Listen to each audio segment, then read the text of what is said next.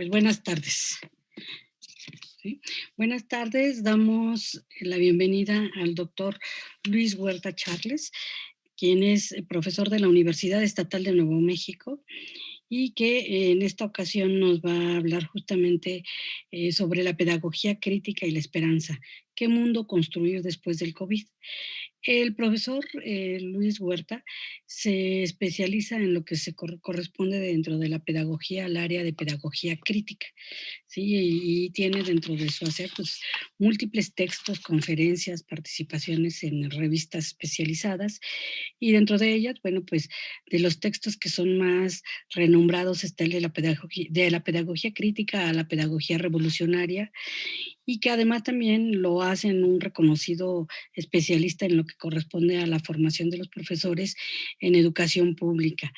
Es un profesor ampliamente reconocido en el ámbito pedagógico, precisamente por la posición que tiene respecto al acontecer educativo, al mundo global, al posicionamiento que se da a los maestros, el papel que juegan los maestros en este mundo global, así como las condiciones emergentes de una hegemonía que construya una identidad docente basada en la democracia, los derechos sociales, la integración, la participación, y que no se queda en la parte únicamente técnica que pudiera decirse de la didáctica, sino que va más hacia una filosofía en donde justamente vincula lo que es el acontecer escolar, el acontecer educativo con la práctica. Pues muchas gracias, doctor, por apoyarnos en este esfuerzo que estamos haciendo en la UNAM, en la Facultad de Ciencias Políticas, por revisar un poco lo que somos como docentes, nuestra práctica, hacia dónde vamos, ¿no? Y que pues esta pandemia que hoy cumple, bueno, que está cumpliendo un año en la que nos ha traído una concepción y una forma distinta de proceder en términos escolares, también nos está enfrentando a una revisión de lo que somos y de lo que hacemos. Y que como usted señala en algunos de sus textos, ¿qué futuro es el que nos depara? Pues es un futuro bastante incierto, complicado, pero en donde también se retoma el papel del maestro, lo fundamental que es el maestro en esta construcción social, ¿sí? Así Pues es. bienvenido, doctor, muchas Muchas gracias. gracias. Le cedo la palabra. Sí, muy amable. Quiero, antes que nada, agradecer la invitación. Para mí es un honor poder estar reunido con ustedes y poder compartir, intercambiar alguna serie de ideas, ¿no? Ojalá, no recuerdo los tiempos que tengo, pero ojalá que pudiéramos hacer algún intercambio de conversación, de preguntas, hacer un diálogo después de algunas ideas que comparta con ustedes. Eh, pero quiero empezar compartiendo ideas desde la parte concreta, ¿no? Lo que hemos estado enfrentando a partir de la pandemia con el COVID-19 en las escuelas, en la sociedad, porque parte del enfoque que, que la pedagogía crítica hace, o al menos la versión que yo practico, es hacer que la persona pueda establecer esa conexión entre las situaciones concretas, locales y con una perspectiva macro de nivel social, que generalmente si no ponemos atención se nos escapa de la vista, ¿no? Y no podemos establecer las conexiones y eso nos hace más vulnerables, déjenme decirlo así, nos hace más vulnerables a vivir esa amnesia histórica y esa amnesia de lo real que enfrentamos en muchos casos. Y este país en donde tengo ahora la fortuna de estar viviendo es un típico caso de eso, ¿no? Como en las escuelas estamos formando a nuestros estudiantes para que sean amnésicos históricos y que no tengan contexto del presente en que están viviendo. Pero quiero platicarles que a partir de que empezó la pandemia, que se vinieron todas las cuestiones de la cuestión higiénica, de salud, me parece que nos cambió la vida a todos, ¿no? Y básicamente las escuelas también son un reflejo de ese cambio fundamental. Eh, Estas reflexiones que les voy a empezar a compartir nacen o parten de las experiencias que he estado viviendo dentro de uno de los centros del capitalismo neoliberal que vivimos en estos momentos. Aquí, por ejemplo, en los Estados Unidos, aun y cuando yo estoy al sur de Estados Unidos, en la frontera con Chihuahua y con Texas, eh, parte de lo que le llamamos el borderland o la frontera del país, la frontera sur de Estados Unidos con la frontera norte de México, aún es parte de ese imperio o de ese intento de seguir siendo un imperio. Y ahora ya con la producción de más dólares que han hecho en este gobierno nuevo que entró, pues vamos a enfrentar entre pronto una crisis. El dólar está perdiendo posicionamiento entre las monedas del mundo, y creo que el euro y la moneda china están ganando terreno muy significativamente, ¿no? Pero bueno, esa ya es otra historia que como quiera aquí, en este país, se va a negar. No tenemos esa capacidad de análisis todavía. Entonces, a partir de ahí inicio, porque nos han estado bombardeando siempre, y aún en estos momentos de crisis, los políticos, las cadenas televisoras, nos siguen diciendo que vivimos en el país más rico del mundo, con el mejor sistema de salud del mundo. Pero todo ese discurso que se repite incansablemente, me parece que tuvo que venir esta pandemia, el COVID-19, para demostrarnos que históricamente nos han estado mintiendo, ¿no? Creo que yo aprendí, y mucha gente ha aprendido, que no vivimos en el país más rico del mundo, sino que vivimos en el país donde viven las personas, algunas de las personas más ricas del mundo. Eso es una diferencia enorme, gigantesca.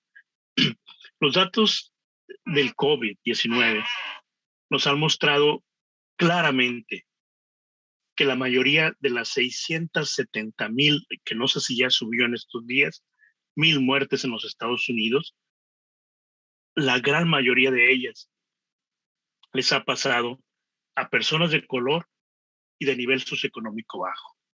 Ustedes hagan sus propias conexiones de los lugares donde estamos viviendo, ¿no? En las partes donde estamos viviendo. Pero aquí en Estados Unidos como país, la mayoría de las muertes son personas de color y de escasos recursos, es decir, los pobres que no tienen acceso a la salud eh, básica, ¿no? Y sin embargo, el gobierno de los Estados Unidos, siguiendo esa lógica capitalista neoliberal que ha impregnado la administración del país y que todavía está, la única diferencia que tenemos es que el presidente actual no es fascista como era el anterior, ¿no? Pero es la misma lógica que sigue gobernando la administración del país. Este gobierno no se enfocó en el bienestar de todos los ciudadanos estadounidenses.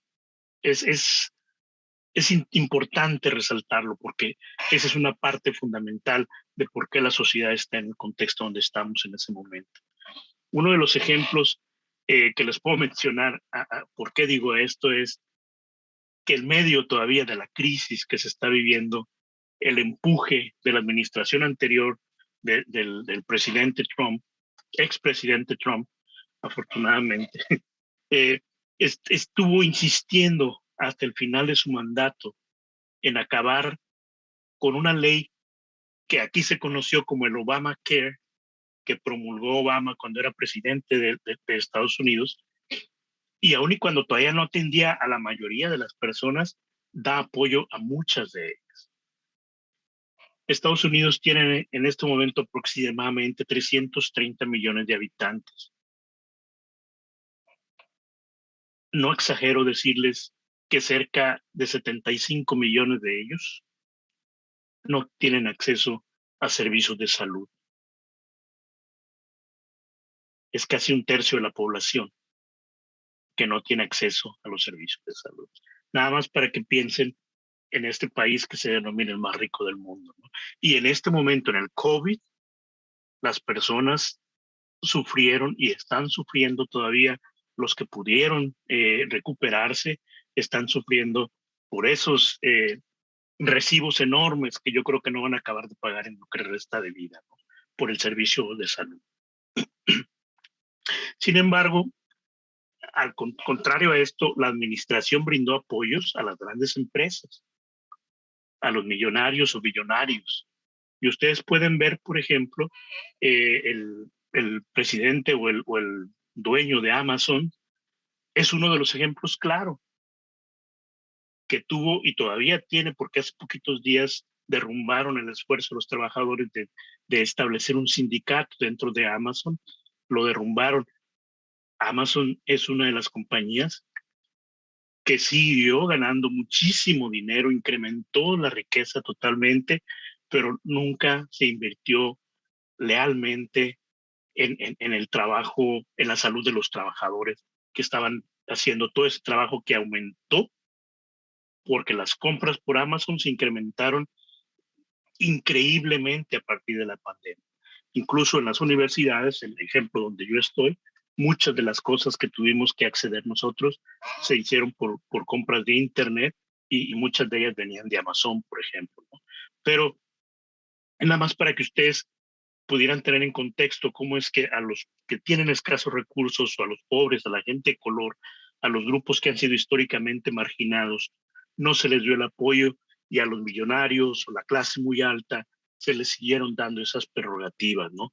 Nada más para que vean esto que les digo, si ustedes pudieran contar eh, la riqueza de una de las personas, vamos a decir el de Amazon o Bill Gates o las otras compañías que han estado vendiendo autos por internet, no recuerdo el nombre de la compañía, se me borró en este momento, pero ellos, por ejemplo, el tercio, un tercio de la riqueza que tienen en este momento, abril 21 del 2021, un tercio de su riqueza la obtuvieron el año pasado, durante la pandemia,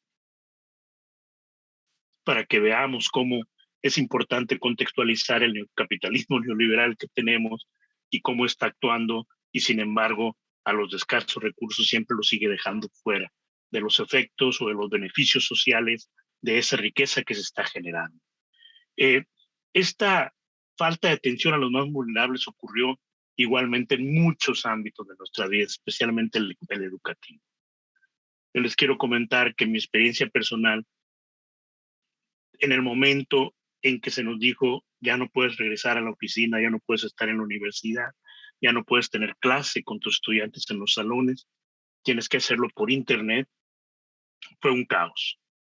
Teníamos muchos que no somos muy dados a la educación en línea, tuvimos que aprender a movernos un poquito en ese tipo de curso rápido o intensivo para ver cómo pudiéramos usar más esos recursos. Pero una cosa que no me pude imaginar en mis clases de maestría y de doctorado que estaba enseñando en ese momento, en que tuvimos que salir de la universidad, no me pude imaginar por un momento las condiciones tan complicadas, tan críticas que estaban enfrentando los alumnos que estaban tomando mis clases. Simplemente una estudiante que estaba tomando una clase de maestría conmigo me escribió un correo un día y me dijo, disculpe maestro, mi participación se va a reducir enormemente, no voy a poder estar al tanto de todo. Y entonces le contesto, estaba yo en la computadora, me llega el mensaje, le contesto, ¿qué pasa? Y me dice, lo que pasa es que yo estaba tomando mi clase en la universidad porque tenía la ayudantía de la universidad. Ella estaba ayudando en una clase a alguno de los otros maestros y tomaba las clases de maestría usando el internet de la universidad, usando las computadoras de la universidad. Y me dice, en este momento, mi esposo y yo, que era una pareja joven, tenemos solamente una computadora y no tenemos acceso a internet en la casa donde estamos en este momento. Increíble, me pareció increíble. Y me dice, mire, y me muestra una foto que toma. Ella estaba estacionada afuera de un McDonald's, porque los McDonald's tienen internet abierto con ciertas limitaciones, pero es internet que tú puedes utilizar si estás cerca de la tienda. Ella estaba estacionada afuera de McDonald's solamente para mandarme los emails que me estaban mandando. Otro estudiante era un padre de familia muy activo, participaba en todas las sesiones que teníamos. Desde el momento que nos fuimos a Zoom o totalmente en online, dejó de participar. Cuando lo contacto me dice, disculpe, pero no puedo. Dice, voy a estar retrasado, pero voy a estar haciendo el trabajo. Él tenía tres hijos, dos hombres y una mujer. Y los tres hijos y él, todos tuvieron que estar trabajando desde casa. Entonces me dice, tengo que compartir una computadora, una laptop que tenemos con mis tres hijos y agendar horario para cada uno de nosotros. Es algo que a veces no pensamos. Cuando eres maestro y quieres mantener esa rigurosidad, el alumno que no responde a lo que tú esperas, a veces lo oprimimos y a veces es inconsciente. Me he dado cuenta, por ejemplo, de algunos casos en varias universidades. No voy a decir los nombres de las universidades, pero me ha tocado saber que en varias universidades maestros han sido denunciados porque agreden, eh, maltratan, oprimen a los estudiantes que no tienen la misma participación que él espera o que ella espera. Han sido denunciados, han sido exhibidos, se han hecho virales esos videos donde los maestros están diciéndole cosas a los estudiantes, y eso no nada más aquí, yo creo que en México y en otros países está pasando también. Pero entonces, por un lado pienso, ¿cómo es que vivimos en Estados Unidos como el país más rico? Y mis estudiantes, y estos son dos casos que les menciono, tuve varios casos, no pueden acceder ni a Internet ni a la tecnología. El otro caso es cuando los estudiantes caían enfermos del COVID también. Los espero, no los espero. ¿Cuál es el trato que debo de dar a un estudiante enfermo que no puede tener la capacidad ni la claridad de razonar ni estar participando activamente en las clases? Eso nos cuestiona a nosotros mismos como docentes. ¿Cómo desde la docencia vamos a cambiar las formas de trabajo y de trato a nuestros estudiantes? Pero si regreso a la parte global, si me permiten regresar a la parte global, no podemos dejar de pensar, yo no puedo dejar de pensar que el capitalismo en el que estamos viviendo no ha atendido las necesidades de las personas que han sido vulneradas por esta enfermedad. No hemos sido capaces de dar una respuesta como sociedad. Simplemente para que ustedes tengan esa perspectiva, yo les diría que en este país, en Estados Unidos, y yo creo que eso pasa en muchos lados, las condiciones existen de que mueren casi 50,000 personas al año, 50,000 personas al año, por causas relacionadas a la falta de seguridad médica, de salud. No se pueden atender y terminan falleciendo. Y si lo vemos a nivel mundial, el hambre ha sido una de las principales causas de muerte entre niños pequeños, mientras que la actual producción mundial de alimentos suministra lo suficiente para alimentar más de 1,5 veces a la población mundial. Esas son las condiciones de inequidad que tenemos tan deshumanas y que no podemos dejar de lado en medio de esta pandemia. Creo que responder a estas necesidades cambiantes no fue totalmente hecho por el gobierno. Hubo grupos que se autoorganizaron, grupos de la sociedad, no dependiendo de gobierno, y que comenzaron a actuar, tomaron la acción en sus manos.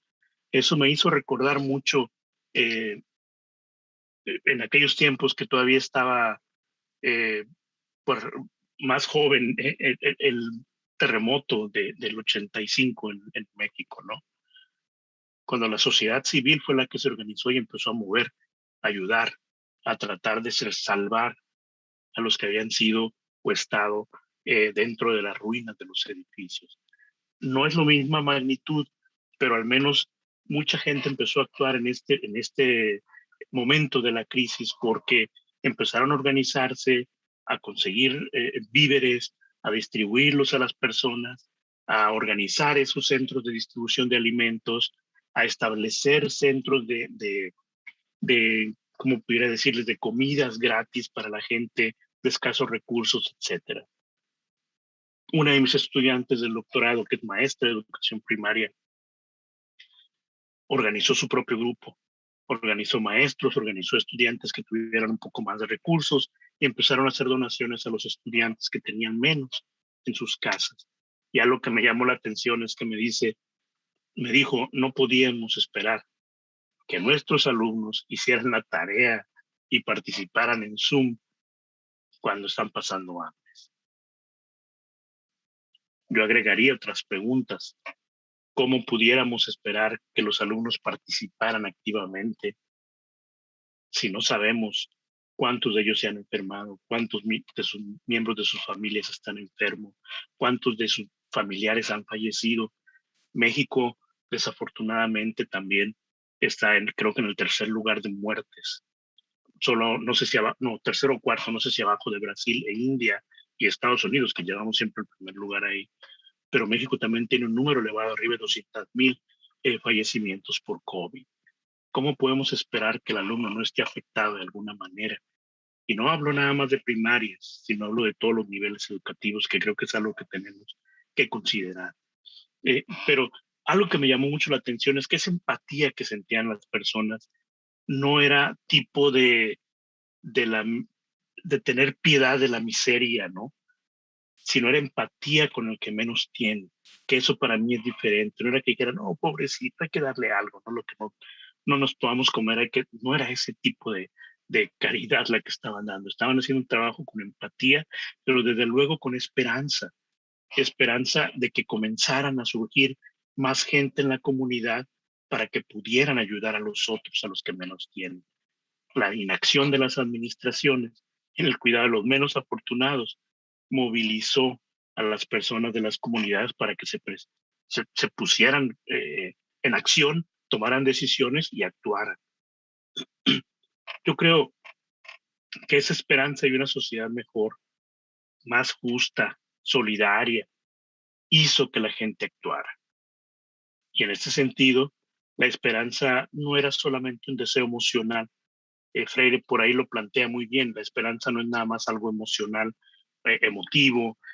No, la esperanza requiere acción, requiere praxis. Y las personas que actuaron, que tomaron la acción en sus manos, no esperaron a que se solucionaran las cosas mágicamente o que les llegara algo sobrenatural y que pudieran ellos llevarlo a los otros, ¿no? Sino que tuvieron que actuar, tuvieron a veces hasta que invertir algo de su propio dinero para poder ayudar a los otros. La esperanza requiere acción. Y eso es algo que tenemos que pensar. La esperanza necesita personas informadas, que sean a la vez capaces de entender que este presente que tenemos, esta situación que vivimos con el COVID, no está establecido o escrito en piedra, ¿no? Y que no se puede mover. Eso se puede cambiar, se puede modificar, se puede transformar para erradicar las injusticias de nuestra sociedad. Y es algo que tenemos que estar pensando. Las personas informadas saben que el pasado podría haber sido diferente si hubiéramos participado más activamente. Y yo creo que la mejor manera de comprender lo que sucedió en ese pasado, para empezar a reconocerlo, analizarlo, deconstruirlo, desbaratarlo y movernos hacia el presente y luego hacia el futuro. Es algo que yo creo que a veces se nos ha olvidado, ¿no? No podemos volver a la normalidad anterior. He escuchado muchos compañeros, compañeras, muchas personas. ¿Cuándo volveremos a la normalidad? ¿Sabes qué? La normalidad que teníamos, no. Ya de por sí estaba crítica la situación. Tenemos que pensar en otro tipo de acciones, otro tipo de alternativas, otro tipo de interacciones sociales. A nivel más social o más global, yo diría, tenemos que empezar a pensar en qué tipo de sociedad pudiéramos construir que no fuera la misma que teníamos antes de esto, ni la que se está dando en este momento, donde solamente los de mayores recursos son los que reciben todos los beneficios y la gran mayoría de las personas las domesticas les cubren la realidad y sigan pensando que están viviendo una buena vida o una vida tranquila. No podemos regresar a esa misma sociedad. Hay que construir una sociedad diferente. A nivel escuela,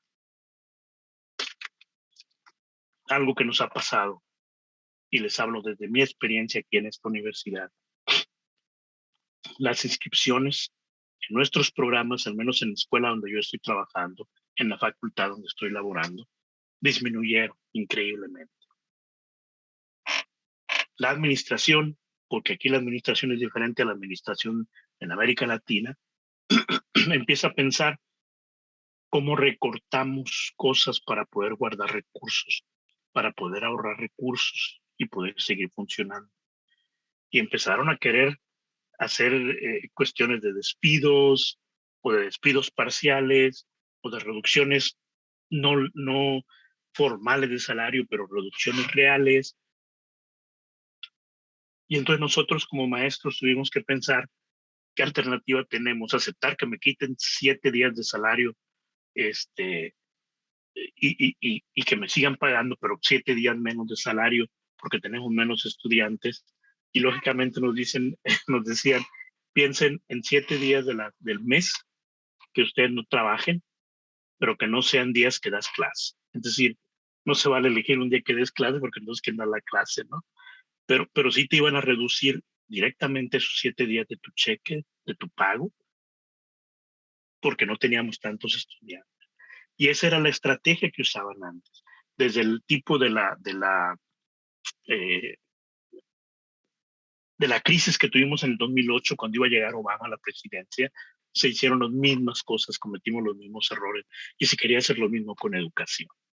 Se quería hacer esos despidos parciales o reducciones de salarios parciales, pero no definitivas. Entonces, tuvimos que generar alternativas, tuvimos que empezar a movernos más hacia una acción en línea que pudiéramos tener más alcance y pudiéramos aprovechar recursos para poder dotar, por ejemplo, de puntos de conexión, o acá le dicen hotspot o algo así, para que gente tuviera acceso a Internet. Tuvimos que ver con qué recursos contábamos en la escuela para que pudiéramos también, con acuerdo con la universidad, poder prestar, o no sé cómo decirlo, como hacer un préstamo de tecnología a los estudiantes para poder extender y recibir más estudiantes en nuestras aulas. Y sin embargo, el problema que tenemos que resolver, y creo que eso tiene que seguir actual, es cómo hacer que la educación siga siendo una educación crítica, siga siendo una educación que nos ayude a que nuestros estudiantes develen esa realidad que en el primer intento no se nos deja ver. Por ahí, Karel Kosik le decía, la cosa misma no nos lo deja verla, eh, y nos ocultan.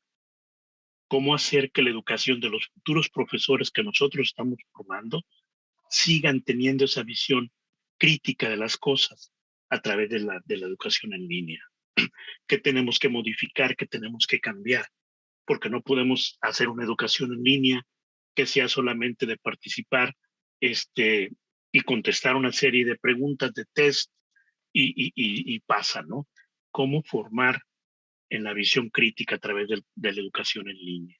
Y eso nos ha permitido recuperar espacios, nos ha permitido detener en parte ciertos despidos, ciertos tipos de despidos parciales o de reducciones de sueldo. Tenemos que empezar a tener un acceso creativo a la esperanza.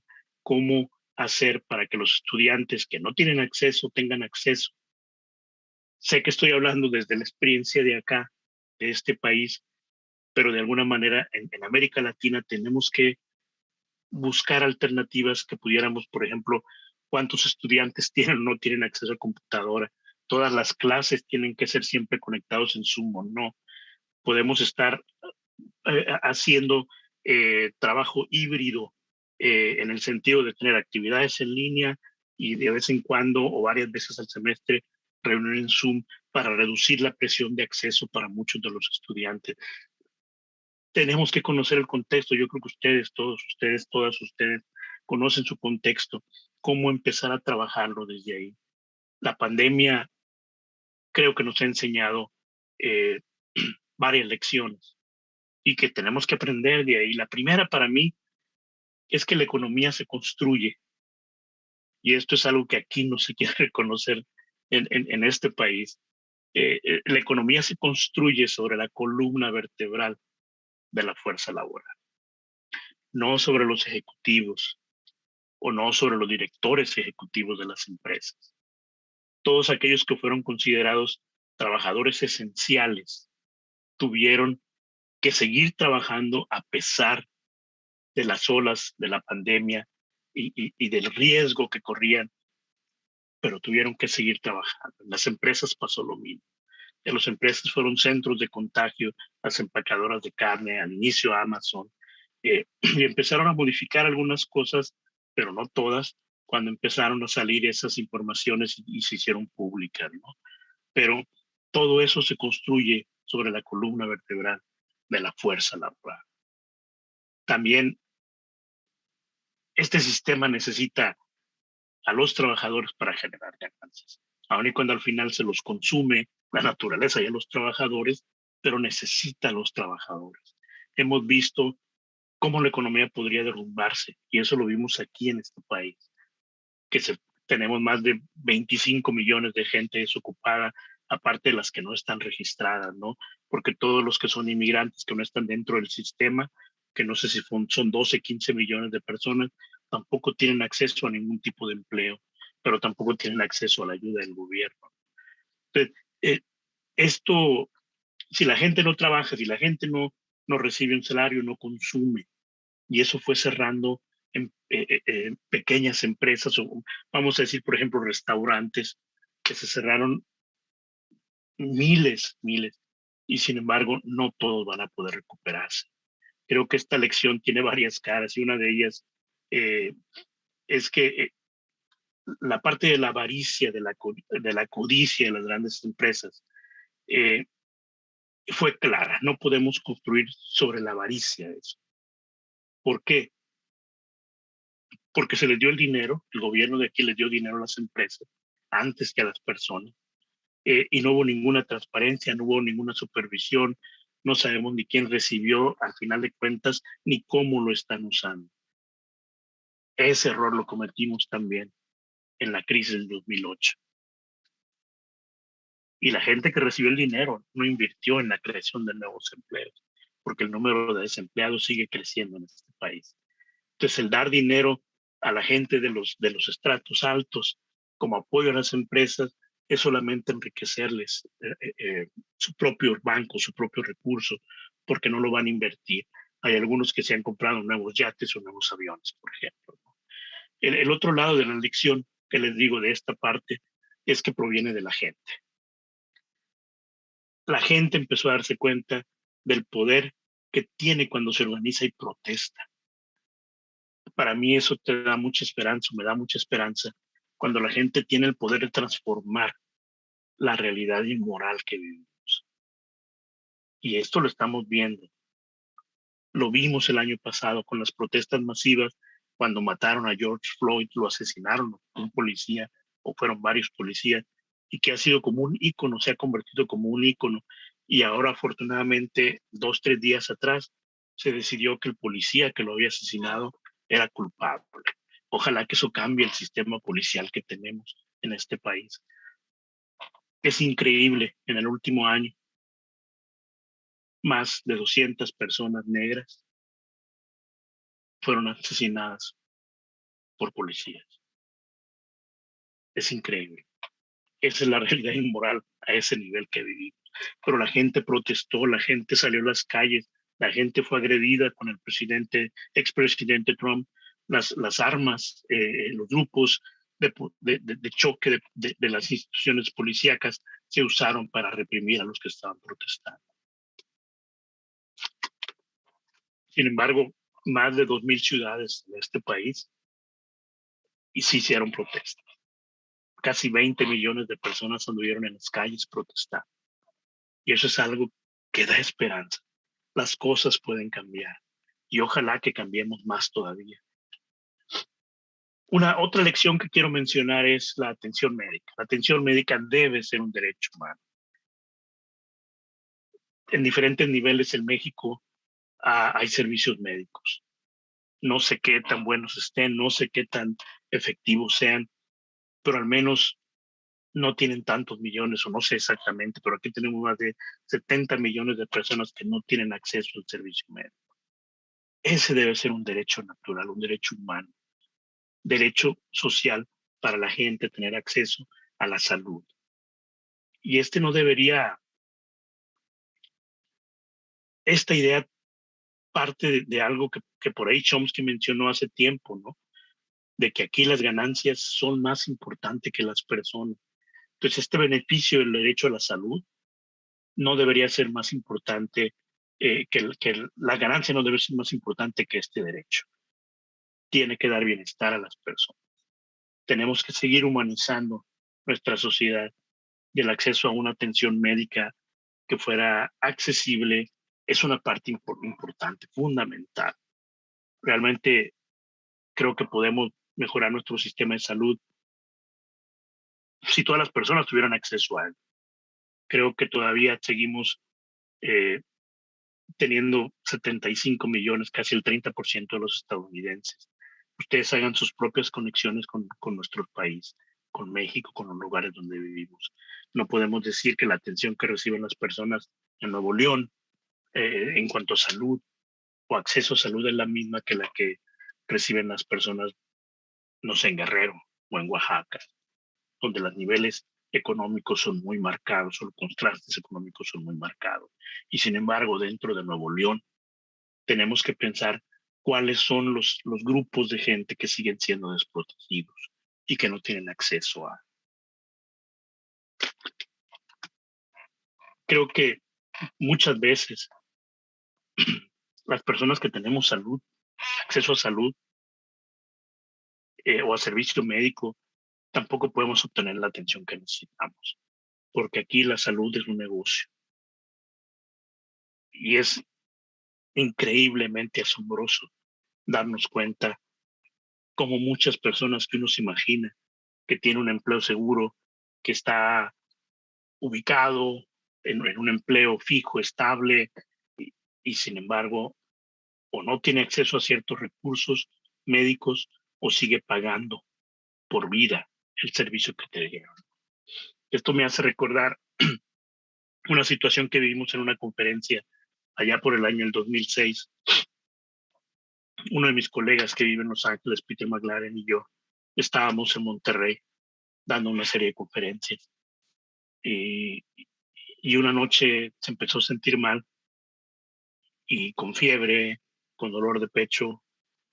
Y en esa misma noche lo llevamos con un doctor. Los compañeros de la conferencia lo llevaron con un doctor en una clínica de maestros. Lo atendió el director de la clínica de los maestros y le dijo, ¿sabes que tienes bronquitis? ¿Ya tienes tiempo enfermo? Dijo, sí, he estado yendo a atenderme. Le dijo, no, hombre, ¿qué te vamos a curar? Le pusieron una inyección y al día siguiente le pusieron otra y ya sin problema. Estábamos asombrados porque como no éramos parte de los beneficiarios, tuvimos que pagar lo que aquí sería en este momento en Estados Unidos $20, ¿no? Y Peter estaba asombradísimo, me dice, nunca hubiera recibido un tratamiento como este en la primera visita en Los Ángeles, porque lo que hacen es que te van dosificando, te dan una medicina, te sigues enfermando, te das otra medicina y nunca te dan el tratamiento, aun y como tú tengas el servicio, pero hay protocolos que siguen los centros médicos y así está pasando con las personas que se enfermaron de COVID. Un cobro, no se aliviaron, otro cobro, no se aliviaron y el internamiento. Y todo lo que te cuesta. Hay una persona que salió con una deuda casi de $1 millón. Que no la voy a poder pagar en toda mi vida. Este es el sistema salvaje que tenemos acá de este lado. En México tenemos otro tipo de servicio de salud. Yo creo que también tendríamos que repensarlo. Está recibiendo toda la población el acceso a, o solamente tendremos algunos espacios médicos sin doctores en algunos lugares lejanos. Existe una cadena de ganancias interconectada que incluye a los proveedores de atención primaria, a los hospitales, a los que proveen equipos médicos. Es todo una interconexión. Y esto es lo que les dije hace rato. Chomsky decía, son más importantes las ganancias sobre las personas. Creo que es inmoral. La salud no debería ser un gran negocio.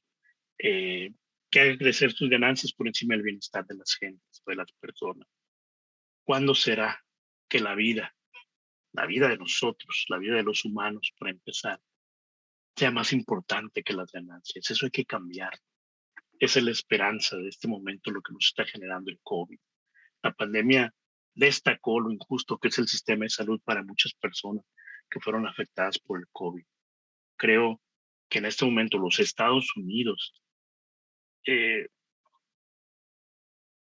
tiene que participar o tenemos que participar en la discusión nacional sobre esta situación fundamental, porque afecta a la mayoría. Los que viven en la frontera, los que vivimos en la frontera, a veces tenemos la fortuna de poder cruzar y recibir la atención médica, pagar atención médica allá y regresar para acá, pero sin embargo el costo de lo que pagas allá no viene siendo ni la cuarta parte o la tercera parte de lo que pagarías acá. Eso es muy común en las cruces fronterizas. Ustedes los pueden ver desde Laredo y Brownsville, desde McAllen y Matamoros y Brownsville, Laredo y Nuevo Laredo, Ciudad Juárez y El Paso, o Tijuana y San Isidro. Eso es muy normal en esos momentos y más en estos momentos que la gente cruza, recibe atención y regresa. Pero la salud tiene que ser un punto de discusión. En México es diferente, pero sin embargo, ¿qué tan efectivo es la seguridad social en cuanto a servicio de salud para las personas y para los que están recibiendo atención por COVID? Una tercera lección, si me permiten agregar otra, es que yo creo que solo con esa cuestión de empatía y generosidad, no con la codicia, vamos a sobrevivir. Eso me parece importante resaltarlo, no es utópico, es en lo concreto. Muchas situaciones críticas durante la pandemia mejoraron de alguna manera gracias a la generosidad de la gente, la que donaba, por ejemplo, mucha gente compraba en el mercado, aunque estaba limitado, a veces en el mercado negro, si lo quieren llamar así, compraban mascarillas, desinfectantes de manos, que los primeros meses de la pandemia no se podían conseguir fácilmente. Y lo que hacían era que lo íbamos y lo donábamos a los hospitales, o lo donábamos a donde estaban los bomberos o los que estaban dando el servicio esencial, porque no lo tenían. Hubo enfermeras que se quejaban y se hicieron virales por internet de que en el turno que ellas entraban de 12 horas, les daban una sola mascarilla y la tenían que cuidar para el día siguiente. Esa generosidad es la que puede, para mí, seguir manteniendo la esperanza viva. La gente se dio cuenta que puede hacer con pequeñas acciones grandes cambios también.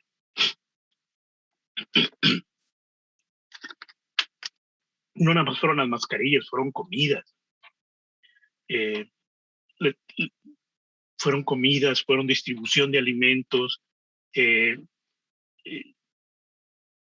Los que trabajaron aquí en apoyo a los inmigrantes, que teníamos jaulas de inmigrantes enjaulados y con enfermos de COVID, muchas personas se arriesgaron de ayudar a alguien que no conocían para proveer lo básico de servicios a los inmigrantes, por ejemplo.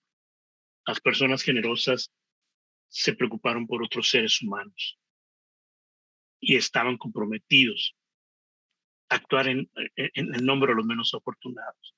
En ese sentido, esa generosidad a la que me refiero fue como un autosacrificio.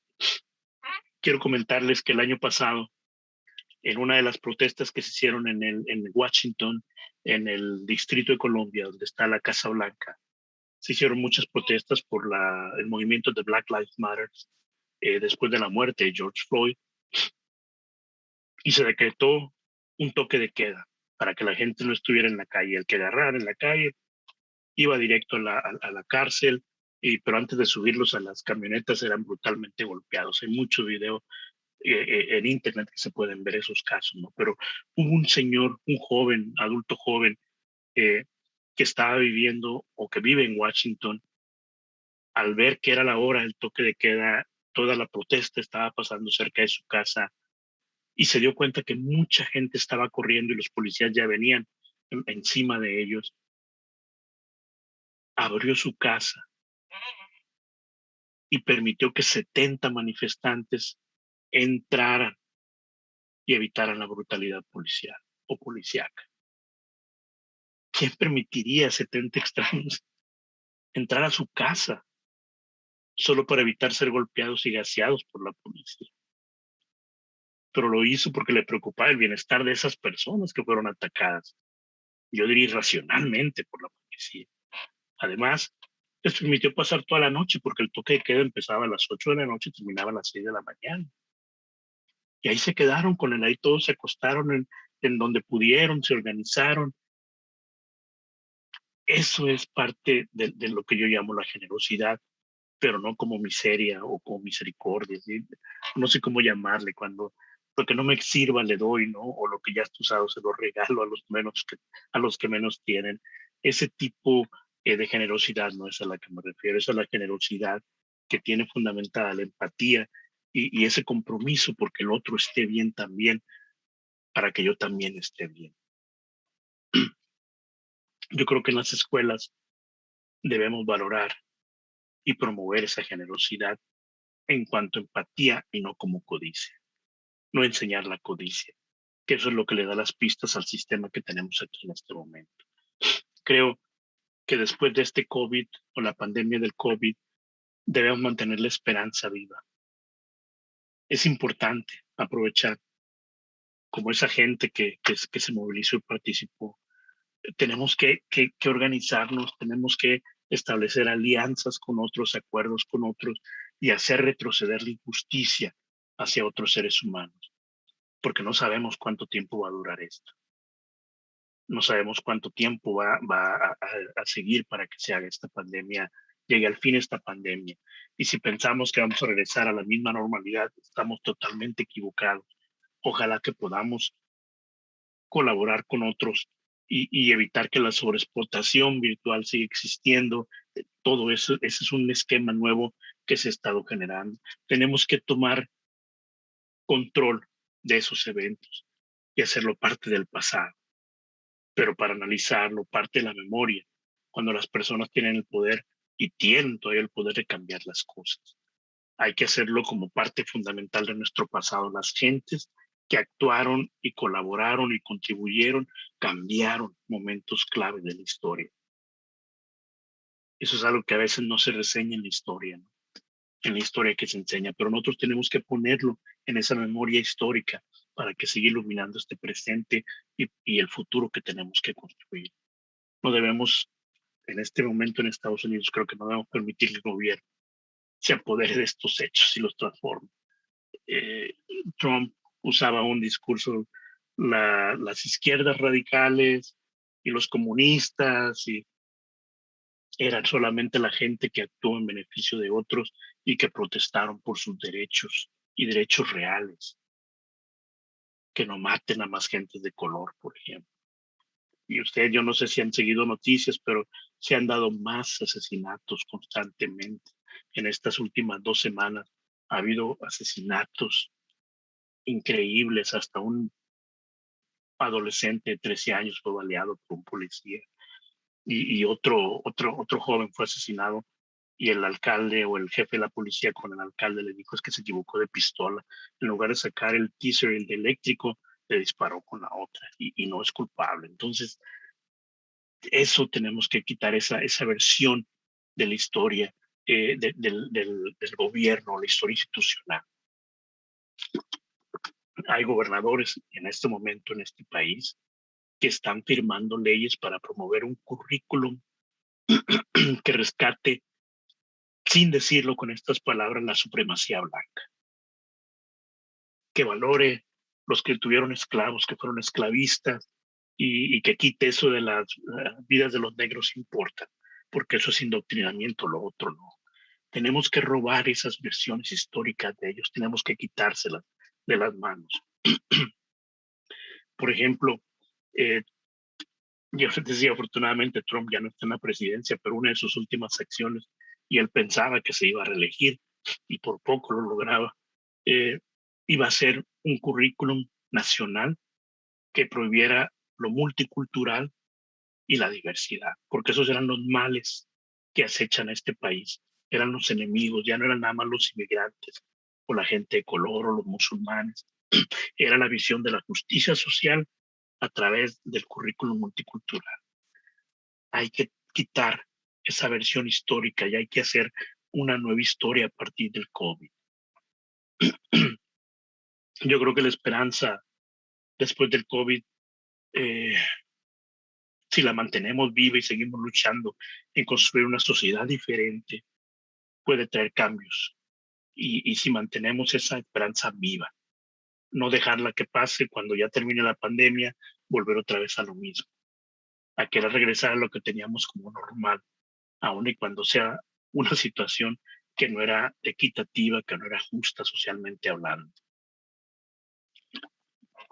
Creo que todavía esa esperanza que podemos mantener nosotros, si podemos decir construir y seguir educando ciudadanos críticos, es que podamos hacer de nuestra sociedad o nuestras sociedades verdaderas democracias.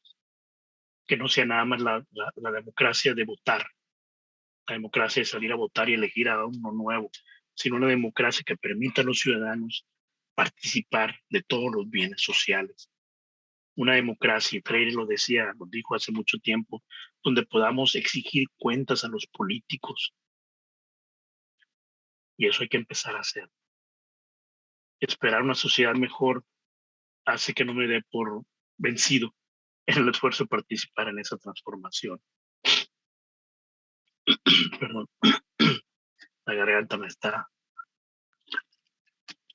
la alergia me está pegando fuerte.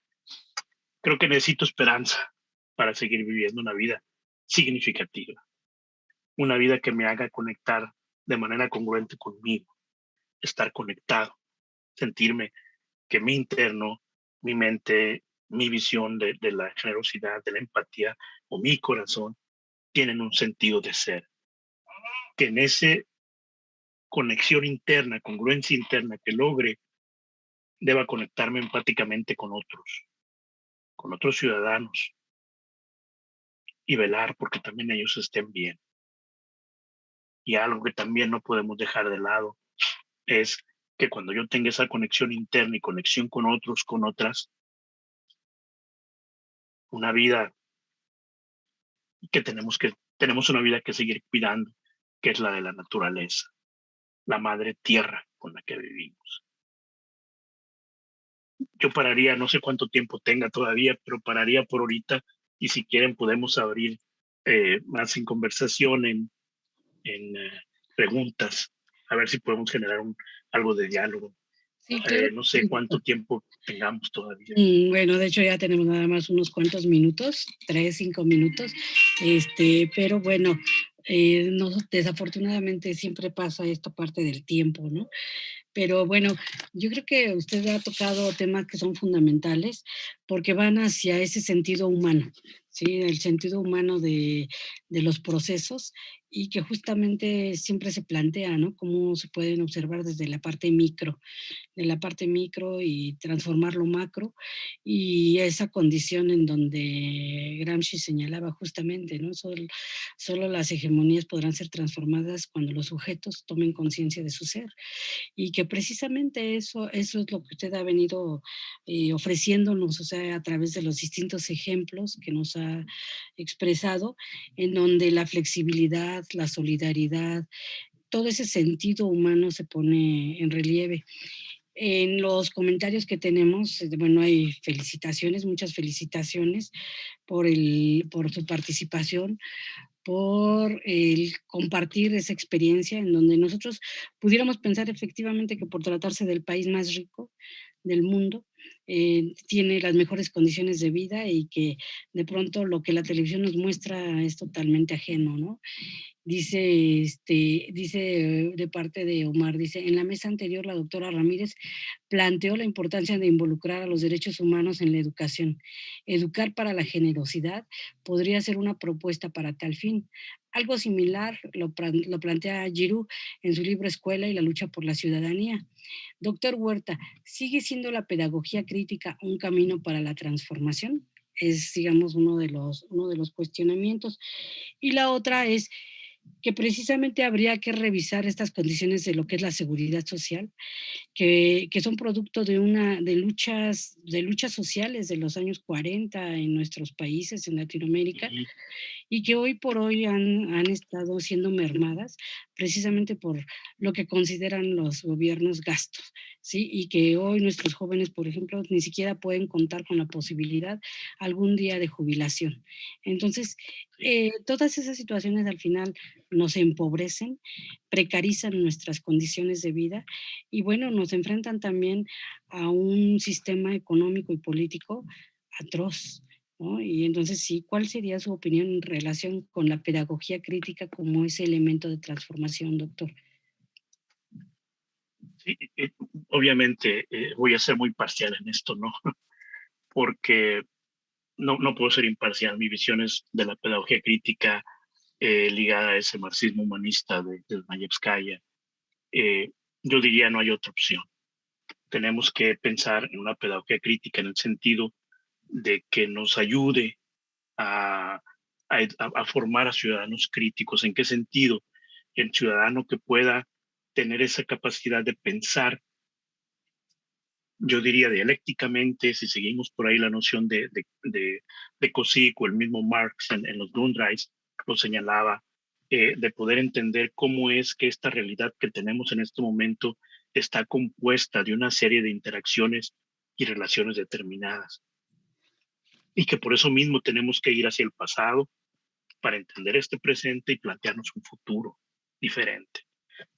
No creo, si nos vamos a educar en competencias, por educar en competencias, o no sé qué otro tipo de propuesta. Hace tiempo escuché esa que estaba vigente todavía en México, no sé ahora con la nueva administración si siguen manejando la misma, pero si nos quedamos solamente enfocados en ese tipo de instrucción o enfocados en la instrucción, no en la educación, vamos a seguir educando lo que yo les decía que tenemos aquí en este país, estudiantes que son amnésicos históricos y que eso les quita la posibilidad de pensar y de cuestionar y de luchar por derechos de ellos y de otros.